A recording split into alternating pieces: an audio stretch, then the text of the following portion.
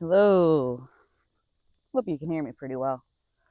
I know there's a lot. I just wanted to be someplace comfortable. Um, yeah, I like the woods. What can I say? It's quiet. Well, except for that. Can you hear it? Here. Do you hear what I hear? It is. Well, it's halfway, more than halfway through July, so this would be later summer, and of course, cicadas every year, man. We get the yearlies, we get the fives, the sevens, 12s, all of them, all of them, all of them. But I kind of wanted to talk about something that like nobody seems to believe me, and I guess maybe I'm one of those people that like, oh, if it quacks like a duck and it walks like a duck, it's a duck, right? But maybe I don't look like a duck, or maybe I look like a duck but I'm not quacking. I don't know, man. Um, but people just don't believe me, and I don't know. I mean, I guess maybe some of the things I say do sound pretty unbelievable if I looked at them from a third person perspective, right? Um, but especially because I don't look like it. I don't even look like I'm past the age of 40, and I know it, but I mean, I am. Oh, hi, butterfly. Another spice brush. But the main thing that, like, a lot of people don't believe me on is that I've died 3 times. And you, like, well, yeah, you're still walking and talking. Yeah, okay, but like, it's happened. I was there. Well, not entirely, I guess, but uh, I mean, one, two, three, and it should have been a lot more. Like, I have done some stuff, man. I really shouldn't be in one piece anymore. Um, Sorry, the bugs are bothering me. Follow me like a curse. Like, there's a jewel beetle over there. I call it a jewel beetle. I don't think that's the name of it. They're pretty green blue and metallic looking. Um, but so there's no like good way of saying it. I've died from neglect 3 times. And you're like, well, can't you take care of yourself? Well, yeah, but like not when I was 5. um, 10, you're still kind of roughing it out. And then 36, I mean, that was medical negligence. So, like, I mean, I was under the knife and everything. I couldn't really help that. But just to be more direct about it, so I died when I was 5 from the flu shot. I'm allergic to thimerosal, 6 out of 6 allergic to it. I found that out when I was like 23. Didn't even know, but my mother had medical training, right? She'd been a dental assistant um, at this point for over 40 years. And to be a dental assistant, you don't just know the mouth, you know, like the whole body. You have to know CPR and all this other stuff. And like, you have to actually know the signs of an allergic reaction because they're dealing with like sedatives and stuff. So I don't know how this got past her. She had already been practicing at that point. I got the shot and it hurt. Like, all shots hurt, yeah, but this was a little much. Like, it hurt more than a regular inoculation. And then I was hot, too hot, like sweating and nobody else is in the minivan ride home. And then I skipped on dinner because my stomach was so upset. Which means like I had had lunch, what, 6 hours prior, maybe? I don't know. Um, and then I threw up in my bed on myself. Like, I couldn't even roll because I was just so hot. My mom took my temperature. It was over 100 degrees while she's beating me because I threw up on my bed, and now she has to clean my bed and me. Thanks for the support. Um, and then I was too hot, so I didn't want to lay on my bed because that was, radiating the heat. So I went under my bed. And she gave me a trash can to throw up in. I did throw up a few more times, but it's like dry heaving and stuff. But the first time it was like so bad that it came out of my nose. To have vomit in your nasal cavity is just terrible. Um, she didn't help me blow my nose or anything. Like, she just, mother of the year. Um, yeah, not very motherly mother. Never has been. Maybe to my brother, but she actually hated me. Uh, and she said as much repeatedly. Um, Blamed me for pretty much every problem in her life. I don't know why. Like, I have an older sister and a younger brother, but because of me, she had to have a third child and constantly blamed me for not being a boy, for having to force her to have another child. I don't think it works that way. Um, but maybe I'm biased. Uh, However, um, while under the bed, I started to get even hotter. And I'm talking about cooking, right? And everything hurts. Everything is swollen and on fire and tingling and just, oh God, the pain. And then I could taste the bile. I thought I was going to throw up again, but it's not that. And then the constriction, and then you can taste your own blood. And then you try to call out for help, but you can't. You physically can't. And then, like, everything went yellow. Then, was it yellow? Yeah, maybe not. I don't. It's hard to tell. But it would have been like around like 7 o'clock or so in the evening because mom likes to have dinner at 5. So, like, yeah, somewhere around or a little after 7. And then, yeah, my vision goes red, like, and then it gets then black, then nothing, nothing, nothing. Um, and as an adult, like, I asked her, like, didn't you check on me? She goes, no, you were fine. I said, how do you know if you didn't check? And she just and rolled her eyes, like, so you didn't know? Because I didn't wake up the next day until afternoon. Yeah. And I woke up in the exact same position I fell. And death is a place. I've talked with somebody else about this who has experienced death as well. Death is a place. Nothing hurts anymore. There's no smell. There's not even physicality. But somehow it's the perfect temperature. And it's soft. And just ever expanding. It's not like a sharp black like space. It's softer than that. It's comforting. And then you wake up and everything has to start over again. You can feel your heart like constrict funny and like miss a couple beats before it actually starts again. And breathing hurts. Oh God. You can feel it in your collarbone.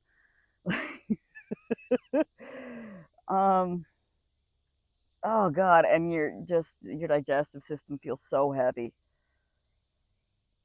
You feel like everything's just gonna fall out in a bloody mess. Bloody mucousy mess. Just and squish on the floor. Squelch, more like it, but Uh huh. And that's one of my first memories as a human. Death. Yep. And you don't wake up the same way you went to sleep, for sure. Like, there's just a piece of you missing. And it's never coming back. It died with you. Um, and all of a sudden, you're kind of filled with anger. Well, I guess it was misplaced though, because I just did not know what had happened and I didn't know why it had happened. And how do you consolidate that in your brain when you're still developing a brain, you know? So, like, yeah, I was angry. Um, just didn't know how to work with that. Truly knowing how little wanted you are. And on top of that, so badly that, like, nobody gave a fuck when you died. Nobody even bothered. Um, but also, like, there is a thing that happens, like, just dying. There's something changes within you. Um, and it's hard to describe. I mean, if you're dead long enough, you have some brain death, so clearly there's going to be a change, just from an anatomical standpoint. Um, so that was the first time. The second time I was 10. Um, we were at the beach. I don't know why we decided to go to the beach. There was a storm rolling in, right? But I guess mom and dad just wanted to get us, like, to leave them alone for a solid hour. I don't know. But we go to the beach, the officers' beach in Pongo, because my dad was in the military, because of course he was, right? Oh, look, a red-headed woodpecker. Nice. Um, this spice brush butterfly keeps just flitting around. I'd like to have one. I mean, I'll wait until the end of summer when they're dying and uh, take one after it is deceased. That sounds odd, but they're beautiful. I've always thought they're prettier than monarchs by a lot. The only other butterfly that I think is almost as beautiful is a Luna moth, and they're a moth. They're not even a butterfly. They're a little harder to pin on a backing because they're a little more juicy. Gross, right? So anyway, we went to the beach, and there were two red flags. Not just one, it was a double red flag. So that means that the beach is closed. Like, the line was up, and my dad took it down and went anyway.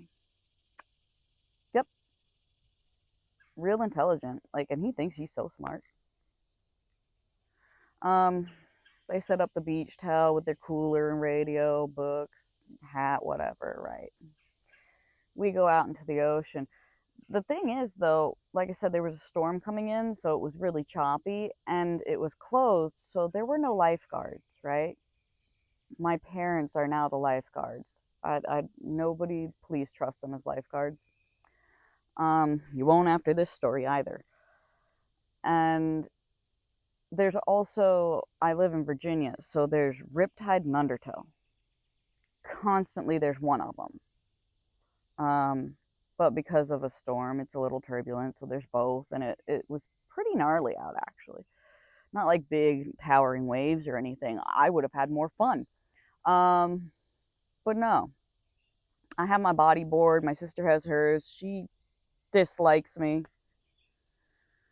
Um, my brother, like, we didn't really get along either. Like, we were cool, but like my sister actively tried to break my face. Like, I have a scar and everything. So we go out into the water and I'm having an excellent time. We grew up in Virginia Beach, so like I know how to swim in the ocean. I'm pretty good. But I'm 10, by the way, in this story. 10. Maybe even closer to 9, because I don't recall if my grandfather was sick at that point. Yeah, my grandfather died and the family fell apart. Um, he was more of a father figure to me than my own father. He was the only one that ever listened or gave a damn. Um, Clearly. And he knew it, and his last words to me were, "I'm sorry." But at least he's at peace now. He's no longer in pain. I know, because I've been there. And this is the second time of how I've been there. Was I drowned at the beach. A large wave crashed over top. under this double red flag with no lifeguards. My back hit the sand, knocked the wind out of me, and I tumbled, and then finally landed where my head was to the beach and my feet were to the shore, and I was looking up through the surf because I can open my eyes underwater, and just saw like a seagull go by and the light glistening and a little bit of foam as the water's going out and now filling my lungs. I can't fight it. I literally don't have the strength, and I can't stand up because of, you know, the undertow holding me down, and the rip tide is like just you can't reach up through it even really. Um, so I said, well, I guess I've had a good life in blackness. And I was back at that familiar place. A little calmer this time because I had, accepted it.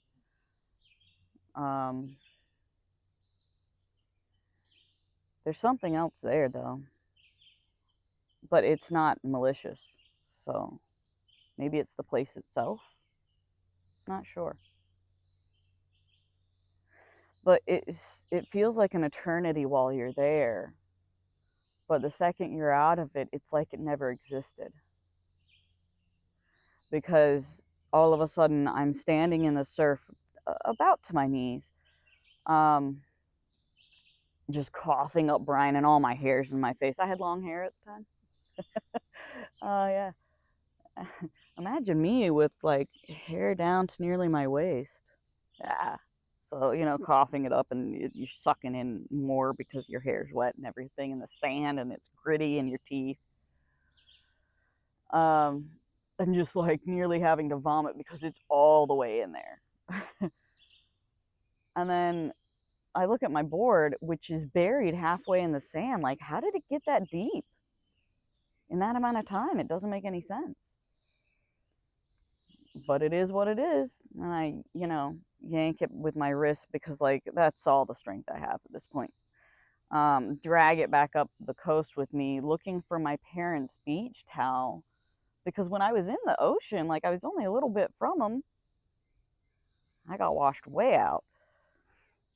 And then I finally find them because they're the only ones on the beach because it's closed, and the radio. And I got back and they're both asleep, like snoring asleep, both of them, with no lifeguards. And I look out and my sister and brother are still out there. At least they're not struggling or anything. They're not too deep. And I just sit down on my board, absolutely defeated.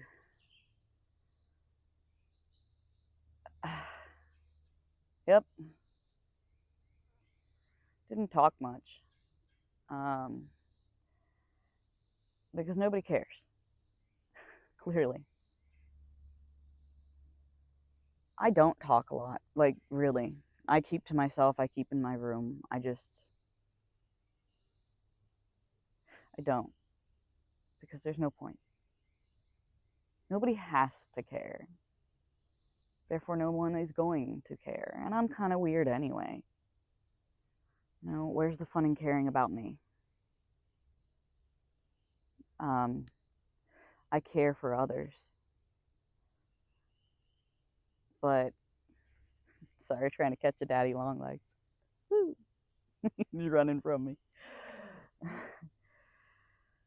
I mean, I care for others. I do. I put in the effort. I put in the time because maybe I can just, I don't know.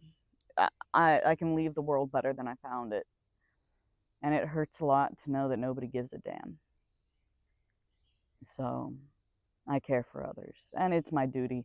If I'm going to have this strength, I should use it wisely. Because this is a strength of mind that not a lot of other people have. And I don't take anything seriously because why the fuck should I? I don't have to care about anything. Nothing matters. Nothing. So, the third time I died was after I was told that I was infertile. I didn't produce enough estrogen to even be called a woman, and I shouldn't be called a woman. and they had found vestigial testes of size on my uterus when they removed the endometriosis, and I would have to have a hysterectomy by 40, and I'll never have a child. Told all that by a fertility doctor. In one go. Neat. So I never went to that doctor again. I didn't know I was intersex until that point in time. But, you know, it makes sense. Look at me. I mean, clearly I don't produce a lot of estrogen, right? I'm kind of masculine, just a little bit. Even my voice a little bit, because this is put on. If I relax, my voice is about here. If I'm not putting in effort, my voice is about here. But it's not a very good voice for me because it doesn't really match my exterior all that well. And it's not very loud, it's not very boisterous, so I guess it actually does fit me pretty well. However, you know, it doesn't serve me. So I speak about here because it's a little easier to be heard and it looks a little more feminine, so it adds that little bit of texture to me, right? You gotta realize how you project yourself. And there's only so much I can do because I'm, well, weird. Who wouldn't be? Two sociopathic parents who don't give a damn about me, and I've also died 3 times. I mean, my childhood wasn't exactly easy. I've been hit by a car while trapped inside a metal trash can because my cousin thought it would be a good time. Broke a lot of my ribs. Every time we went to the beach with my cousins, all us cousins got shipped out with my grandparents to a trailer in North Carolina, and about, every couple of days we'd go to the beach, but every time we went to the beach, they had the inner tube and they're holding me under till the bubbles stop. I don't understand what I'm doing wrong. But I know what I can do right. Sit on top of the boat shed with a 5-gallon bucket full of green pine cones, and every time your butt walks past, stop trying to drown me. Didn't work. Snakes in the shower didn't work. An alligator in the trailer didn't work. Fish guts worked, though. Putrefied for 2 months. You can't get that smell out. Have fun at school in a week.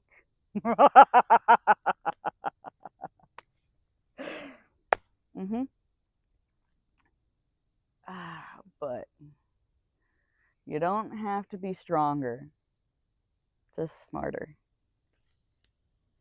I don't have to be strong to hurt a person. You know how weak your joints actually are? They're only supposed to bend in like one direction usually, so you bend them the other way and, they'll be at your mercy. Anyway, so the 3rd time I died, I was giving birth. Actually, I had been in labor for over 12 hours, and I had to have a C-section because the bones were not far enough apart. Yup. I have more of a heart-shaped pelvis rather than an oval, so I couldn't get my daughter's head out of my body. Hey, Beetle, do you not want to climb on me? Cool, thanks. And so I had to have a C-section. The problem is, in that 12 hours, nobody bothered to read my chart. Not a soul. Neat. So I died from medical malpractice. They had, gotten my baby. I got to kiss her, and I'm shaking because of the medicine they've given me at this point. They have me on this table, and they have these very loose straps around my wrists, and I can't, stop shaking because of the medication. And they put your arms in there. They go, we just don't want you to help with the baby. I'm like, I'm not going to. They pull up the little, table tennis net so that you can't look. And I go, oh, I wanted to watch. He goes, no, you don't want to. I'm like, no, but I do. They don't listen. I got the baby out, and they go, it's going to be a hard push because they're pushing like your uterus and intestines back in. The problem is, like I said, they didn't look at my chart. I have vascular Ehlers-Danlos. It's a connective tissue disorder. I'm stretchy, okay? So when you go to push it back in, it looked like a joke can of peanuts, and my intestines just went up and over. This nurse said she even looked up at it. And the surgeon, who is on my right hand, saw the same thing and is now petting my hand. Because, like, when it pushed, like, I saw that and the pain, you just kind of loll your head over. And I saw him, he was looking that same way, and now physically I could feel him petting my hand. Like, are you nervous, bro? And also in my line of sight is the suction. It's a gallon size suction. It's huge, right? And I look at it, and then I look up at him, and he's still looking at them, scrambling to put me back together. And I go, dude, because, like, I'm dying and high. And he, huh? And I go, dude, that's too much blood. And I sort of point at the suction. And he goes, what? Looks where I'm looking and goes, no, it isn't. Don't look at it. I go, no, dude, that's too much blood. I have a disorder, and I'm O positive. See you later. And all the alarms go off. He stands up, kind of throws my hand down a little bit and goes, fuck. And then everything goes black.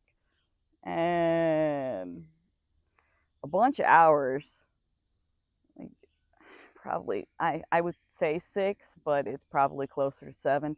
I wake up in different clothes, in a different seated almost position, and there's a very nervous man standing next to me with glasses on. And I'm just, what? And he goes, oh, you're awake. I'm like, yeah. He goes, so I have some paperwork for you to sign. I'm like, what happened? Did I die or something? He's like, actually, yes. I'm like, ooh, for how long? He goes, 6 minutes. I'm like, rad. He goes, so I have some paperwork for you to sign. I said, oh, what's the matter? He goes, well, I'm kind of here to ask you not to sue the hospital. I go, why would I do that? He goes, what? I go, why would I do that? I'm alive. He goes, you don't want to sue the hospital? I'm like, nah, bro, I'm alive. Just don't let it happen again. He's like, oh my God, thank you.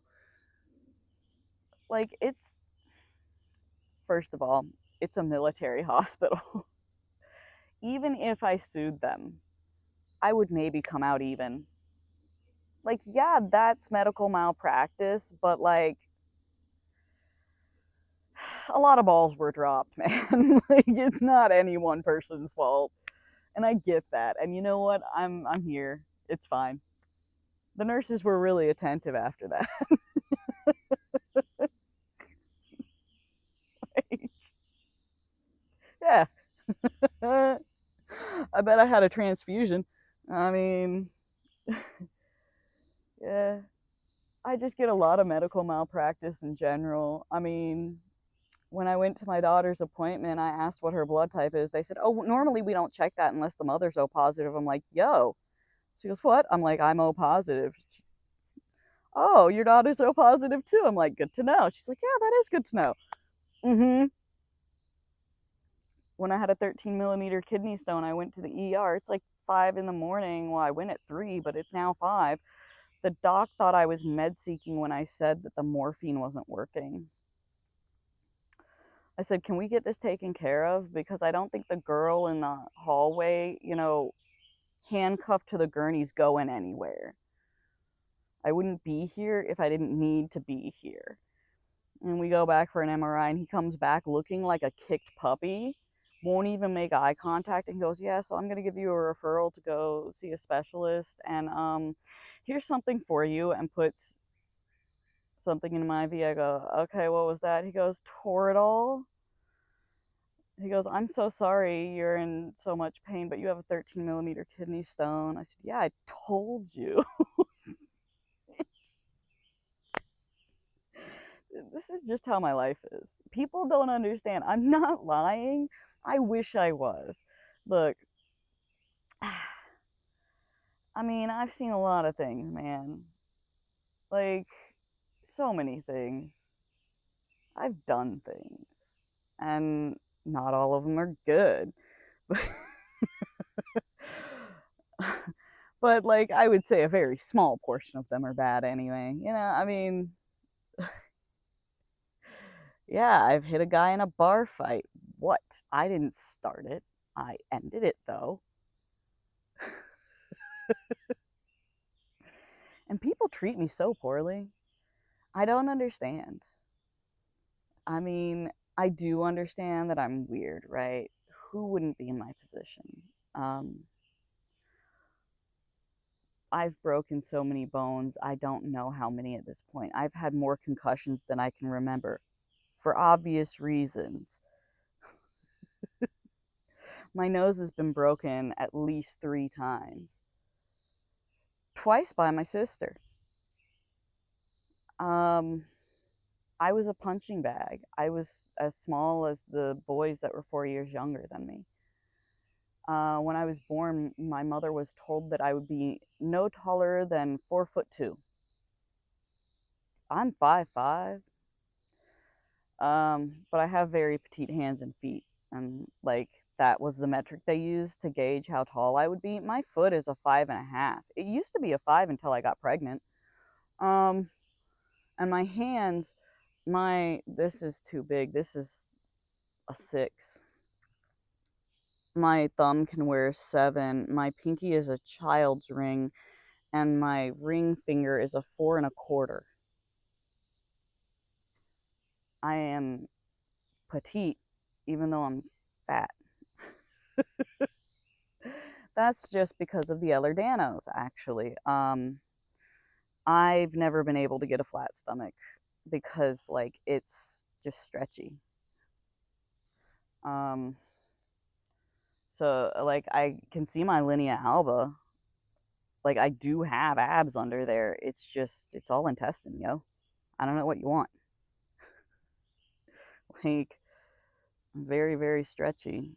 You can actually see how much I can stretch my hand. Like turn it around in weird ways. Like, I can do that with all the joints in my body. It actually saved me from dying. Should have been the 3rd time I died, but wasn't. I fractured my neck from the Atlas to C5, C6. I was skiing, went over a jump, caught the inside right of my back ski, and did a very slow rotation and landed on the back of my head first on the ice, and my line of vision stops at about here. I wear 250s. That's the ski length, and the tips, the bindings, and the backs of my skis all went past my line of vision. My chin hit the bottom of my sternum, and I skidded for a long ways just on the nape of my neck, basically on the back of my skull. So even if I had worn a helmet, it wouldn't have made a difference. And just slid until everything snapped back, like, and I almost scorpioned because my back arched a lot. It hurt. But you know, the training is you get up as soon as possible in case somebody comes down off of that after you. You don't want them to land on you. That would hurt. So you get up and you roll and get up out of the way. That was in 2005. In 2017, I finally had an MRI, and the doctor asked me how I was walking. She could only call it advanced degenerative arthritis because she didn't have any imaging from the inciting incident. However, she said off the record, because I asked, well, did I break it? She goes, on the record, no, it's advanced degenerative arthritis. On the record, fuck yeah, you did. Right here at the Atlas and here in between C5 and C6. So probably at C5, but it extended out. Because in all of the imaging, the bone is very dark gray to black. It's supposed to be white.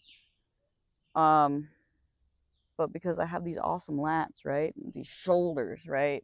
I do have a pretty muscular neck. So that's, and in conjunction with the Ehlers-Danlos, specifically the vascular Ehlers-Danlos, is the only reason I'm not dead. I didn't sever my spine.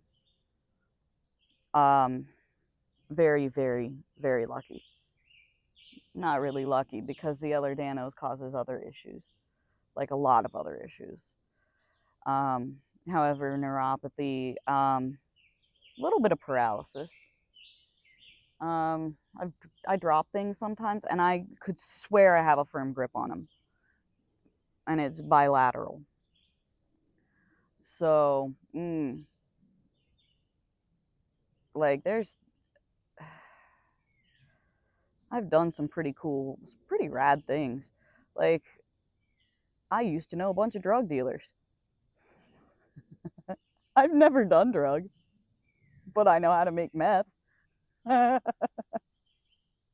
you just get drunk with some dealers and you talk about stuff, you learn things. I mean, I like knowledge.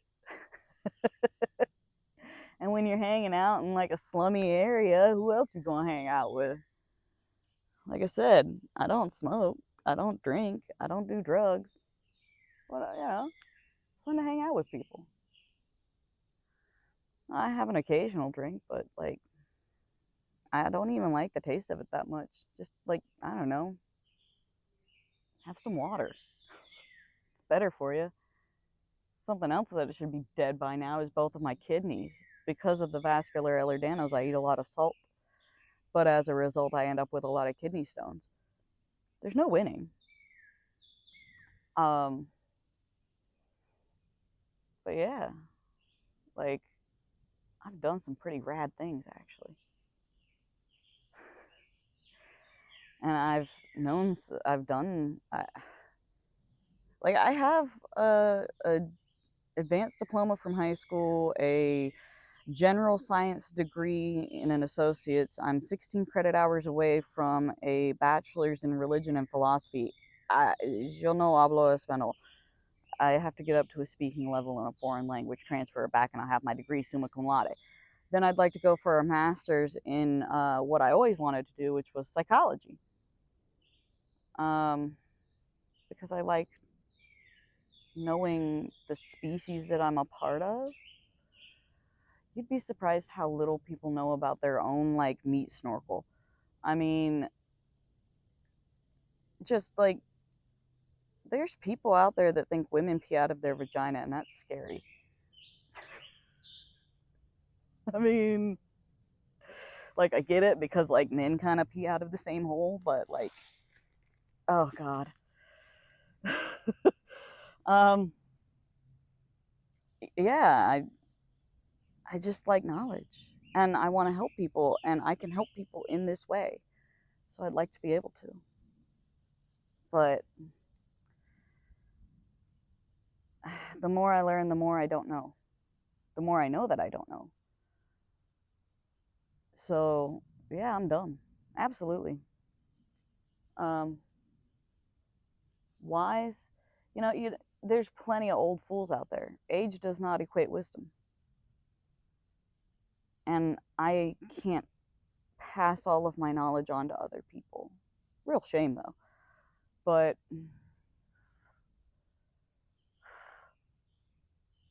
I wanted to know religion and philosophy because it's a dimension of people's, usually their morality. Um, I myself don't believe in a Judeo Christian God, though I was raised to, because I've died and there was nothing. Well, there was something, just not that. So I don't know if I even believe in an afterlife. I hope there isn't one. I hope I finally get to rest. Oh, that'd be nice. Because I'm a support for a lot of other people. Both of my parents are sociopaths, so I end up supporting them emotionally and logically, and they're in their 70s, so pretty soon I'll be supporting them physically as well. But I've always been a mediator in the family. I've always been everybody else's rock for some reason. I'd like to, because man, the second I lose my shit, the world is falling apart. And not from my perspective, from other people's perspective. All of a sudden, they get real nice to me. Yeah, no shit.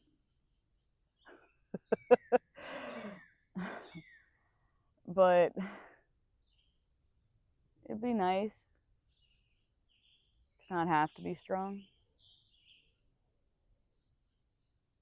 It'd be nice.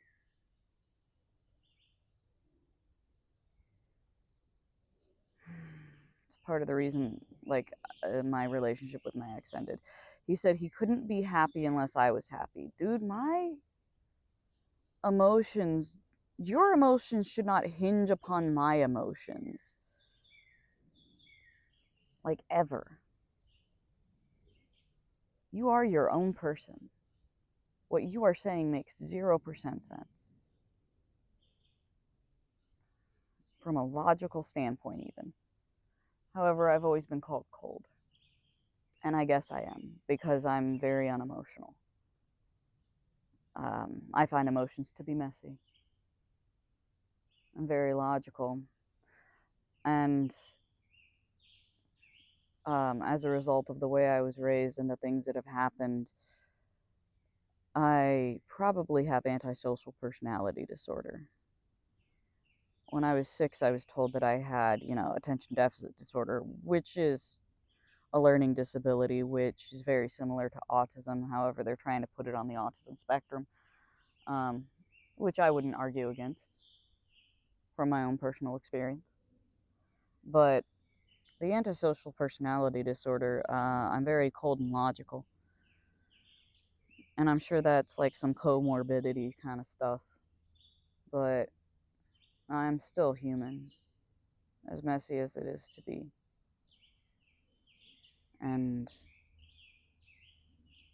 But it's complicated when I am so logical and I find honor in honesty, and yet nobody believes me.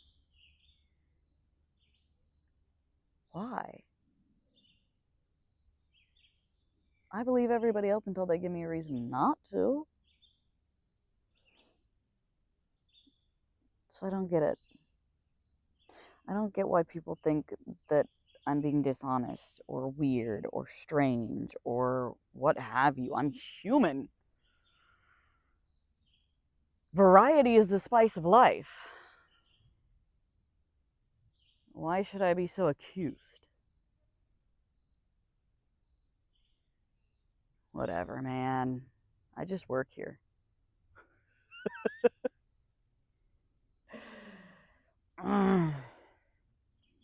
It is aggravating, though. And this is long. But, I just wanted to share a little snippet of my life in the category of one of the things that people just don't believe about me. That I've died. Why would I lie about that? Who the fuck would want that shit? That's some seriously heavy fucking baggage. I don't get it, man. I cannot speak for others. I can only speak for myself. Oh, talking about yourself on somebody else's post. Well, yeah, I can't give you somebody else's experience, now can I? I am me. Maybe you just don't get it yet. It's a beautiful day, though.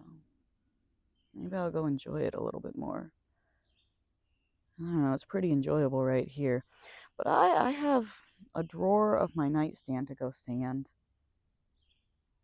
So maybe I should do that. Or maybe I should put away those 5 baskets of laundry that have been sitting for a week.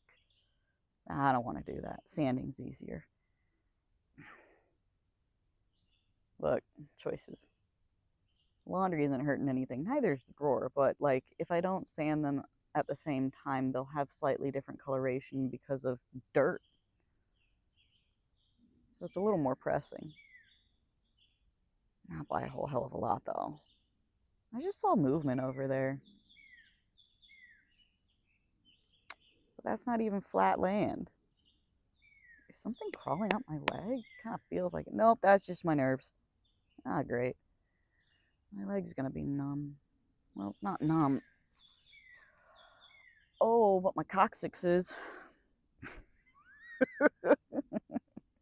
Anyway. Uh, I just wanted to share a little bit of my struggle too, because it bothers me. People think I'm dishonest. I'm not, damn it. Anyway. Hope everybody else has a good day too. I mean, I'm gonna continue on. Life is such. It will continue on without you. The wind will blow. The bugs will buzz. And the grass will grow. All without you. Isn't that beautiful? If nothing matters, then I'm free to do whatever I want. Oh. I'm not malicious.